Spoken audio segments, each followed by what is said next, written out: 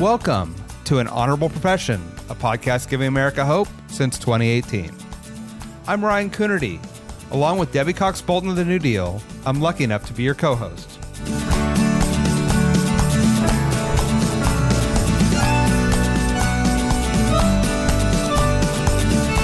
An Honorable Profession is a New Deal Leaders podcast. The New Deal is an organization that supports the next generation of American leaders. From attorneys generals to state senators to mayors to school board members, these are the people that are pushing policies and politics that will respond to climate change, rebuild our economy, address racial injustice, and restore our democracy. These are incredibly talented people who have dedicated themselves to public service when their country and their communities needed it the most. Check out newdealleaders.org to see what I'm talking about. Faith in our government and in our elected officials has reached record lows in recent years. In 2023, trust in government plummeted to 16%. And in 2024, 49% of Americans believed that the very foundation of our government, our democracy, is no longer working. Government has become synonymous with words like inefficient, outdated, broken, and ineffective. It's imperative to our country's future, for delivering the services that people rely on, and for preserving and strengthening our democracy to actually start getting shit done. Today, we're kicking off a new series, An Honorable Profession, How Government Can Get Shit Done. We'll explore how we can make government work better for the American people, despite outdated systems, unresponsive government, and bureaucratic processes. We'll be talking with esteemed political scientists and policy experts, renowned authors and thought leaders, and the elected officials working on the pragmatic, thoughtful solutions that will solve challenges facing communities across the country. To start the series, here's New Deal's CEO and co-host of An Honorable Profession, Debbie Cox Bultan, in conversation with Jennifer Pahlka. We're thrilled to open our new series today with Jennifer Pahlka, who has decades of experience as a leader in civic tech. Jen founded and led Code for America, which helps state and local governments use technology to improve government services. And she served as U.S. Deputy Chief Technology Officer under President Obama. She's also the author of the terrific book, Recoding America, Why America is Failing in the Digital Age and What We Can Do Better. With DOGE as a backdrop, Jen and I talk about the factors that too often make government too slow and ineffective, and what can be done, not to indiscriminately and dangerously dismantle government, but to focus on outcomes and make government work for everyone. Jen has a ton of practical and specific advice for elected officials, from prioritizing civil service reform to investing in digital and data infrastructure, as well as how to deproceduralize, as she calls it, and the importance of focusing on implementation and measuring results as much as we do about passing new legislation. Her message for Democrats, as she laid out recently in the New York Times, if you're mad about what Mr. Musk's initiative is doing to the institutions of government, it's time to go on the offensive and reform it. I hope you enjoy our conversation. All right, Jen Pahlka, welcome to An Honorable Profession. Thanks for having me. I have been both dreading this conversation and so excited to have this conversation, right? That's a bad start. That's a bad start.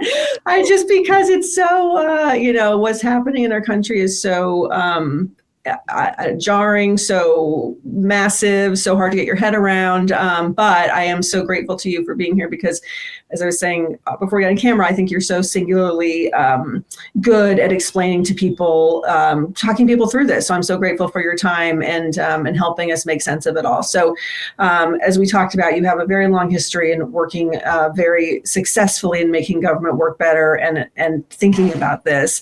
And so I guess my first question to you as we look at, Trump kind of rode in here on a wave of, I'm going to make things work, government's not working, and really resonated with people. And that is a fair point. And so for people who have been like you, like me, working in government, in and around government, with a special sensibility to it, that we have a goal of making it work better. How do we respond, I guess, or what should we make of what Trump and DOGE and Elon Musk are doing in the name of kind of making government better, but really just kind of indiscriminately? What's the difference between kind of making government work better and what's happening at DOGE? I guess let's frame it that way.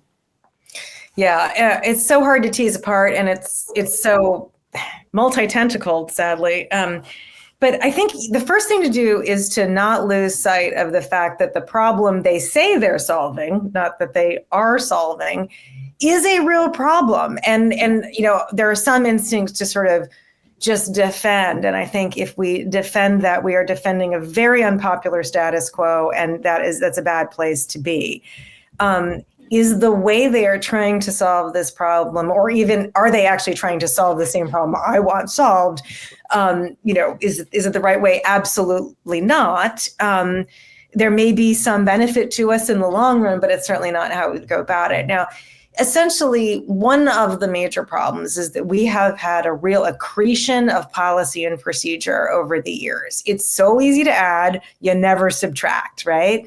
The law, the policy, the regulation, the process, the forms, the steps that, and these things that are really just process take on the veneer of law. And so in bureaucracies, people will say, you must do this. This is legal. And it isn't necessarily. The law doesn't actually prescribe that procedure, but it's these many, many procedures that have been layered on over time that make it really hard for government to get stuff done in a timely manner and in a way that like normal people can see the results. So is that a real problem? Yes. Now, the way to do it is to very thoughtfully go through and sort of pick apart what is just process and could be changed, by a manager deciding it can be changed. What is regulation that needs to go through a notice and comment rulemaking process to be changed? And what is the law? And if the law is in the way, that is what we do. We go change that law to be updated for the 21st century, to be in line with the speed of government that we now think needs to happen. And, that's what, frankly, maybe it was naive of me to hope, but I kind of hoped if you had a DOGE that they would go in and say, oh, wow, some of these things need to be changed. Let's use the power that we have. They have a trifecta to go make the changes that need to be made so that we can operate at the speed and effectiveness and efficiency that we need to do. That's hard work, but it's the work that needs to be done. And it's a little different. It's a very different thing to come in and say, oh, we're, deleting an agency. It's a very different thing to come in and say, there's a law in our way and we're just going to ignore it. Right. That really gets at something that's core to our democracy.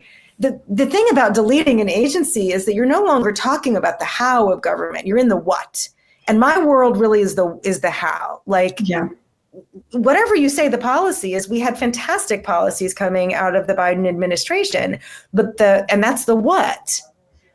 But the how of it, how fast can we get it done? How effectively can we get it done? Can we get it done in a way that people feel the impact in their communities and say, oh yes, that Inflation Reduction Act, it made our community better. Here's how I can see it.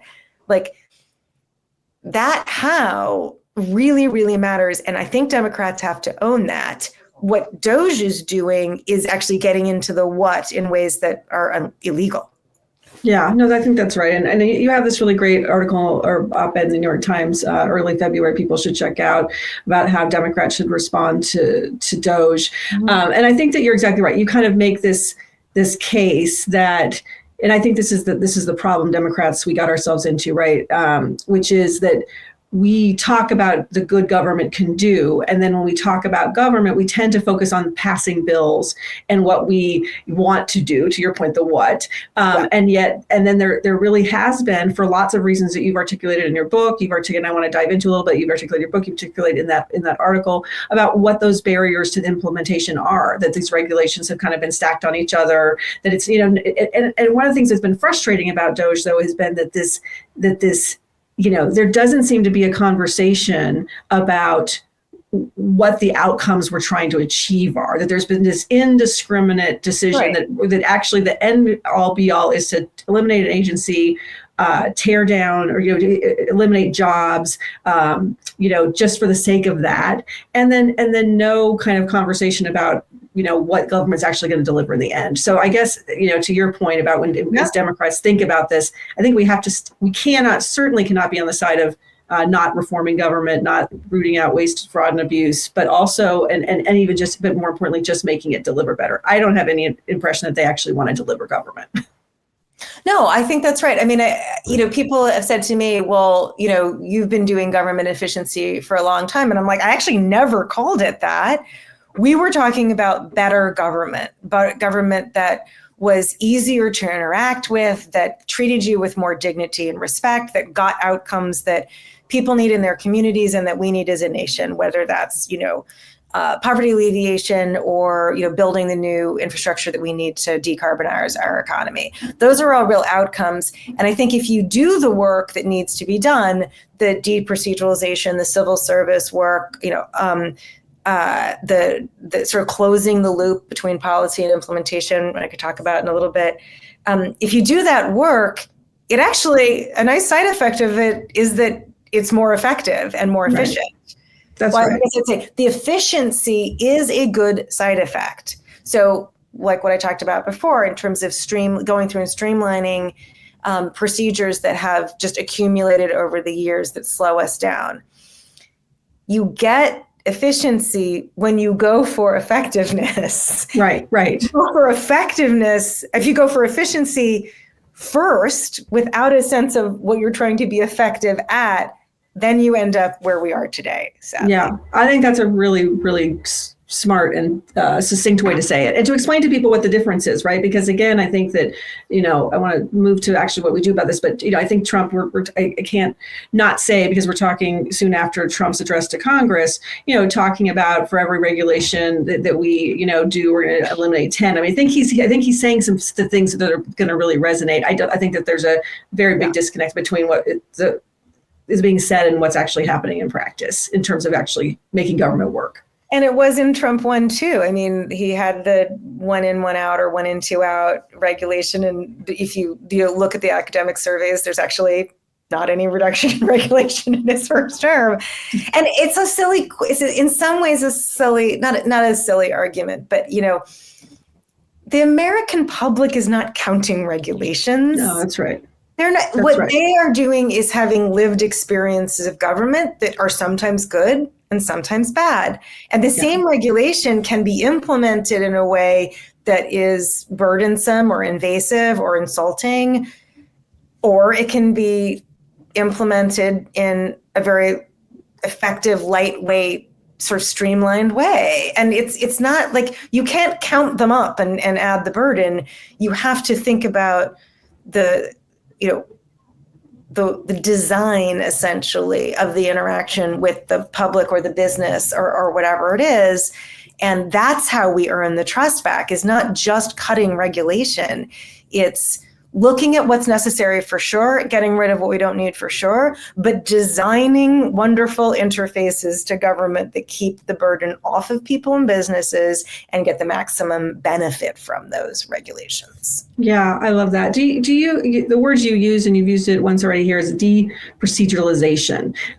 One of the words you use a lot. Can you just explain to people what you mean by that? Yeah, it is basically just acknowledging, and you can talk about process, you can talk procedure, you can talk about regulation. These are all sort of, sister concepts that are different, levels of a hierarchy.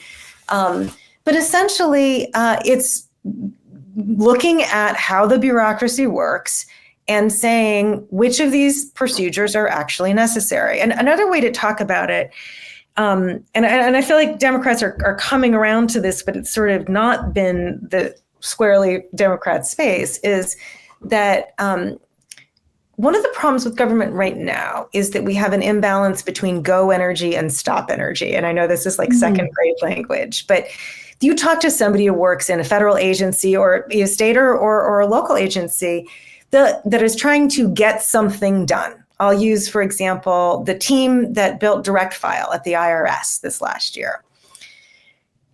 They're trying to build something that the public can use and deliver a new service for low-income people. That means they don't have to use, they don't have to pay a firm to file their taxes, and they are more guaranteed to get the credits that are available to them. This team is trying to do something, they're trying to build something. And like one is a common thing to hear from someone like, there's 6 of us trying to do the thing, and there's 60 of us trying to tell us what we can't do. I value guardrails. I value checklists. I would not get on a plane that like didn't have all of the stop energy, right? Like your plane only takes off when every one of those things on the checklist has been checked off. Yeah. Because we don't want to die, right? Right. It's really important. But you can, in government, have so many of those checklists and so many people who can veto something moving forward. So many people can call into question, do we have the authority to do this? Was this done right? That it feels maddeningly slow to actually get anything done, right? Yeah. And so you've got procedures and you've got people implementing those procedures. Some of them are necessary and we need to retain them. So, and in high risk environments, like getting a plane off the ground or like managing our nukes, like you want all those safeguards. You probably don't want to remove any of them, right? Right. But when we're like, say, launching something to the American public that's going to be really good, but like isn't going to kill anybody, right? Right. We need to rebalance that energy. We want to go remove the procedures where the benefit is no longer in line, the cost of them is no longer in line with the benefit that we're getting, and change the makeup of the workforce so that you have more people who are dedicated to building the thing and getting it out there and,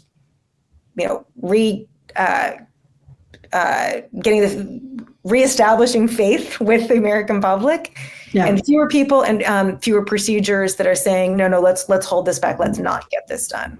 Yeah. And I think that's a really good point about kind of the risk management, right? Of like, and that's one of the frustrations I think about what's happening right now is there doesn't seem to be that. It's the, oh my gosh, we fired the nuclear inspectors, let's bring them back in. There's no like rhyme or reason to like, oh, there's actually governments that does some really important things that are not just like run like a business. It's not just a bottom line. It's actually having to deliver safety, whether or not it costs or whatever it is. So, but if you're a state or local elected, who are largely our audience, and they're going to think about what you just said, can you drill a little deeper on like what advice would you give to them when they're thinking about designing something, when they're thinking about systems, like how can they make it easier for people to interact with government? So there's really 4 things that we advise, and this works at any level of government. The first thing is and actually let me first contextualize it, because you did bring up this issue of passing laws but not really getting the output or the outcome that the public in your constituency is expecting. Yeah. One example, I recently moved to the DC area, but from California, we have passed over 100 bills to increase housing. Housing has not meaningfully budged, right? Right. So it of course people feel frustrated. Of course people are now looking to the person who says, yes, but I can fix this, right? So if you want a government that can actually achieve its policy goals, and that's sort of the framework I'm working with, you need to be able to hire the right people and fire the wrong ones. In many states and cities and counties, that is going to involve some sort of civil service reform. It may not be statutory reform, and it may be getting in there and understanding, why do we have San Francisco, I think recently was a 250-day hiring. An average. It's just insane. 250 days to hire. Well, yes, You're not achieving your policy goals because you don't have the people you need. Right. A whole bunch of other thing in there, like how are you assessing people for their skills? Like, how are you managing your workforce? Are you able to fire underperformers? This is a big deal for Dems who are, we're obviously very proud of our relationships with the unions, but we really need to have it is part of the compact we have with the American public that we're going to spend those taxpayer dollars well. We're going to be able to manage that workforce. So that's the first thing. The second thing is reducing procedural bloat. So one of the things to add to that discussion is that we are now at a point where we have tools to do this that didn't exist before. Right. I am not a technology optimist. I don't think tech solves all problems. But LLMs actually are like great at going around, and you can feed just tons and tons statutes and regs and stuff into them, and they can help you figure out what no longer needs to be on the books. So there's just not all that volume of regulation you have to wade through. We partner with the Stanford Reg Lab, some great folks who have these custom LLMs. They're very smart. They're very careful about this. They have appropriate guardrails, right? But they've gone and looked at, they found dozens of boards and commissions in San Francisco that no one even knew existed anymore. Let's get those off the books. But they can also help with things that are going to probably be a little bit more controversial, like, what steps can we take out in this process, et cetera. Another good example of that, unemployment insurance. In the state of New Jersey, it's going to be different in each state, 7,119 pages of active regulations. Oh my gosh. Of course, we can't scale those systems up in times of high need and scale them back down. They're too fragile, right? They're too complex. We can now go through and say what in there is de minimis, what in there is conflicting, what in there is just vestigial. How can we, create a set of rules and regulations that should run unemployment insurance in 2025? Like, how would you simplify this that just doesn't have the 90 years of legacy that's accreted and accrued? It would be impossible. It's very, very hard to do that without the help of LLMs, but we do now have those tools. So let's do that work. If you're listening to this and you're interested in having us come help, reach out to me, because we're looking for jurisdictions to show how this works. And then we have a couple we could talk about soon. Wonderful. The third thing is investing in digital and data infrastructure. To do any of these things, we have to see what we're able to do. We have to have the tech talent and the design talent to build these interfaces to government that people like using.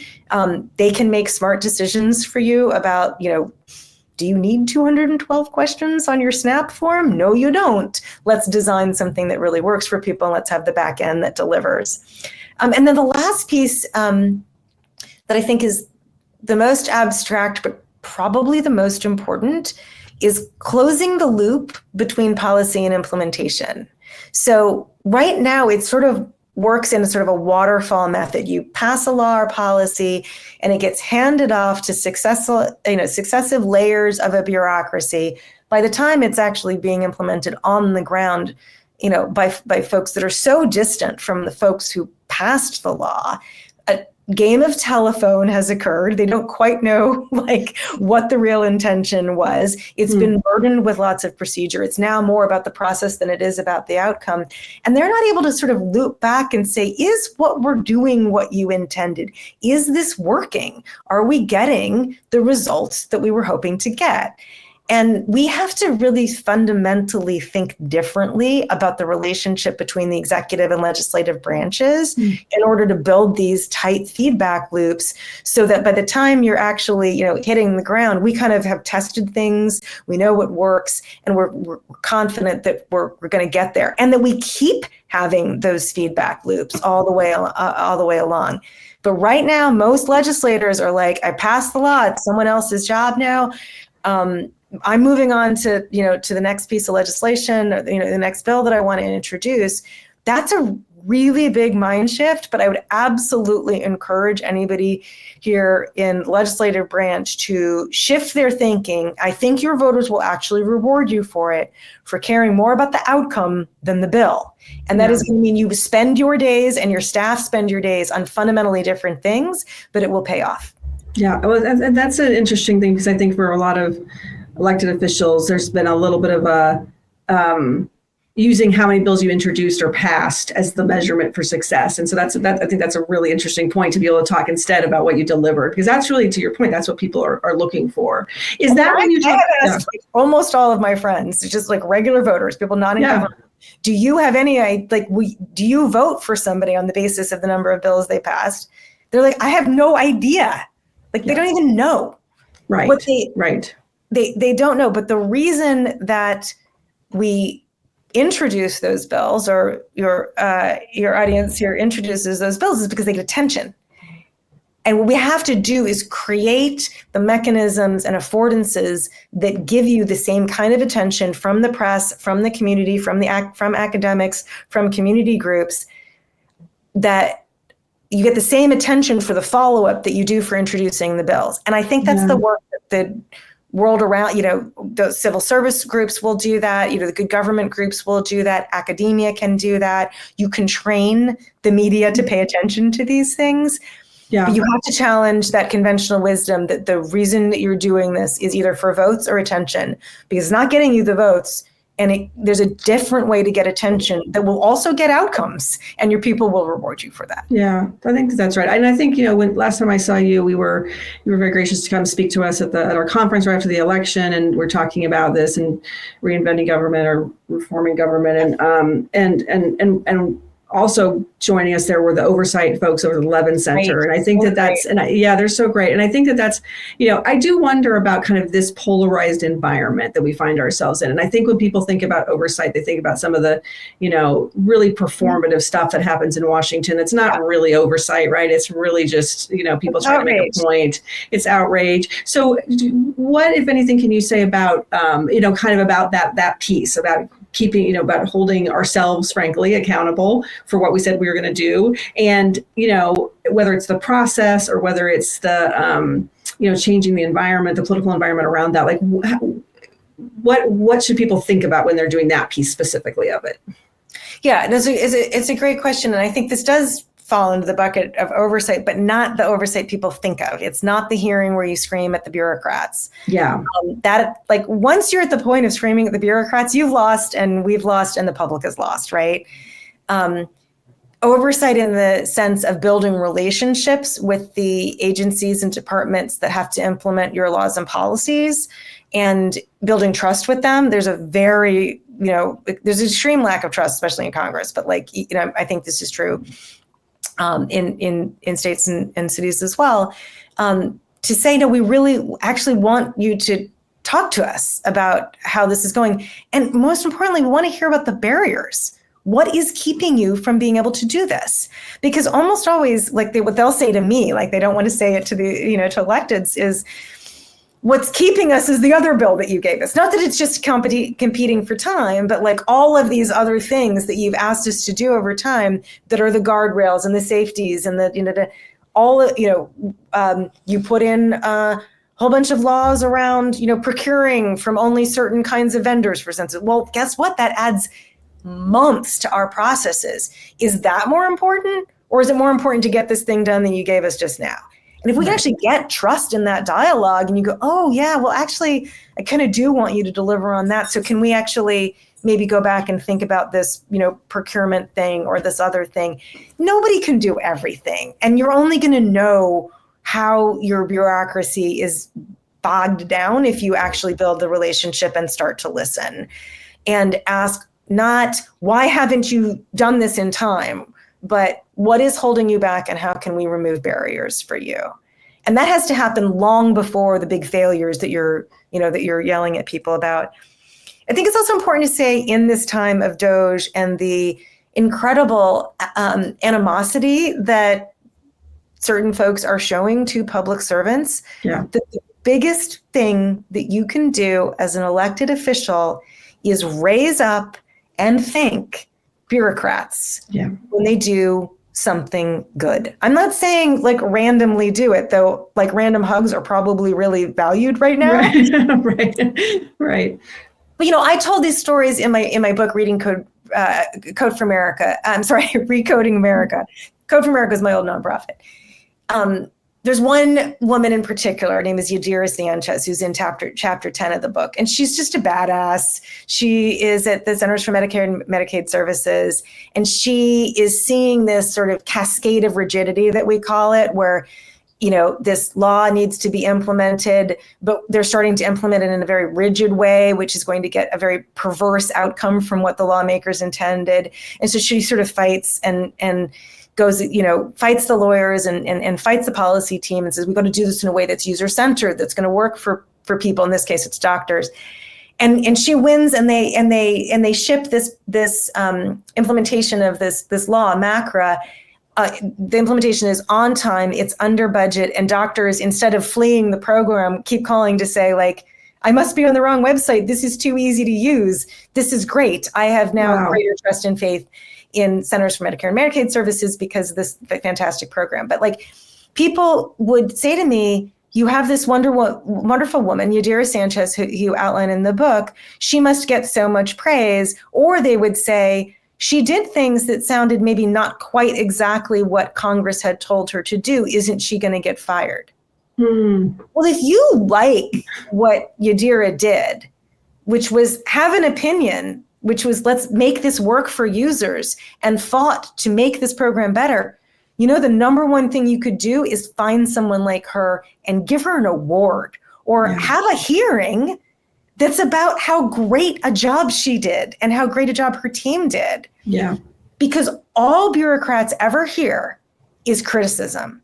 And imagine, you want to, why are bureaucracies risk averse?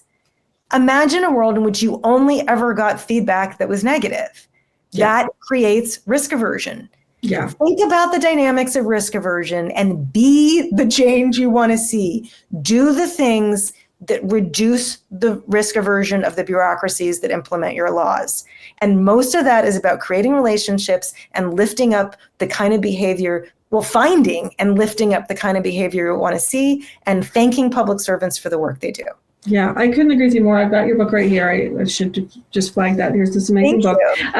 But I'm so glad you said that, Jen, because I was gonna say that you end that book with a really simple and really powerful line, or in the last paragraph, the government is just the name we give for things we want to do together. And I feel like one of the things that I'm most worried about in the middle of all this DOGE is exactly what you're talking about, is essentially this reinforcement that government over there, which is not us, government is us, right? I mean, there's some weird thing over there called government, and the people who are in it are somehow the problem, the enemy. If we just get rid of them, everything will be fine. And so I just couldn't, just going to double click on your suggestion. It's a great suggestion for our leaders and for others around the country, just to not only hug, which is a good one, but to lift up and to because there are these stories of successes. You have a lot of them in your book too, about not her, but other people who are making these things work well. And we not only should lift them up as a thank you, but also as an example of what other people can do, I think. Yeah. So I couldn't agree with you more. Before I lose you, I want to this is called an honorable profession. And we often like to talk to people about kind of how they got into this business. You have had such an interesting trajectory to start Code for America, which you've mentioned, and then to go into the White House and actually, ironically, help launch the organization that now DOGE has taken over and renamed DOGE. It was the Department of Digital Services. It is now DOGE. You had to mention that, didn't you? I'm sorry. I found it. I didn't know that until I started looking at this. I was like, that is fascinating. Yeah. So why did this become so important to you? You're obviously so passionate. You've dedicated your whole life in making government work better, being more effective. Where did this passion come from? Well, my dad is a teacher. My mom was a nurse midwife. So I think I always had that sort of sense of, serving the public. But my first job out of college, I worked for a child welfare agency. And then I left and I ended up coming back, and I ended up in tech just because I needed a job. I'd been traveling.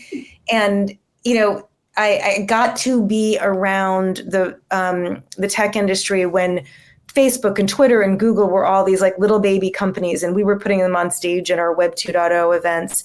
And it was sort of this idea of Web 2.0 was very interesting for a while. And then it kind of became a little bit boring as it just became all these companies trying to use the buzzwords. And right around then, Barack Obama had BarackObama.com, run by Blue State Digital. And there was this idea that, wow, the internet is helping this guy get elected. But once he is elected, will this new participatory web be able to help him govern better? Right. And that was a very different question.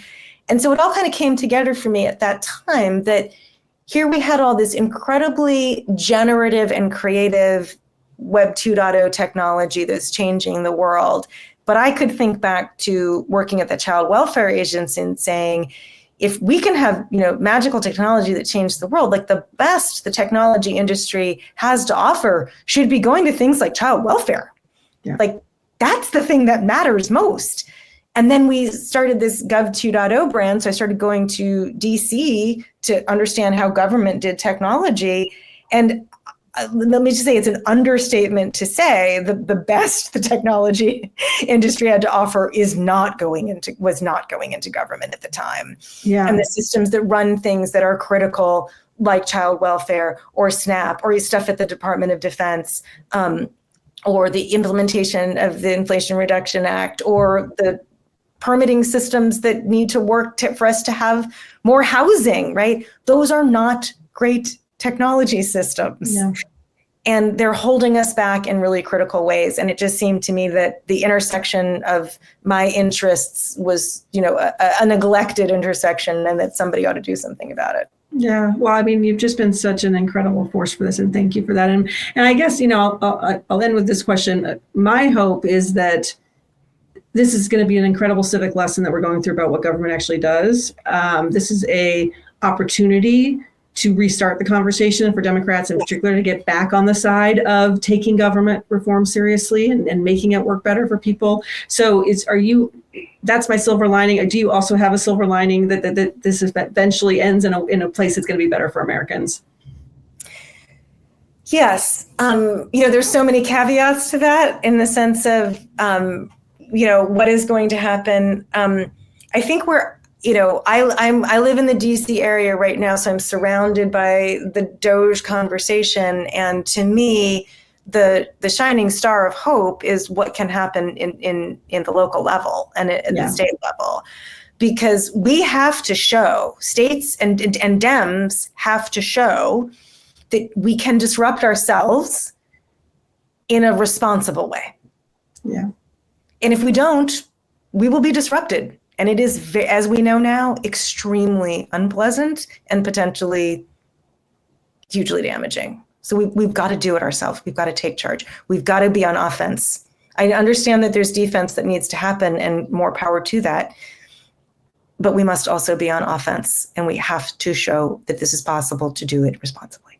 Yeah, well, I could not agree more. Thank you for coming and sharing your thoughts today, and for all your work, and looking forward to partnering with you, with state and local leaders to get this done and to be on offense. So thank you so much for your time today. Thank you. It's been an honor. An Honorable Profession is a New Deal Leaders podcast. Thanks to the team at New Deal for producing this episode. We encourage you to bring honor to public service, and because we keep things honorable, no tax dollars are used in the making of this podcast.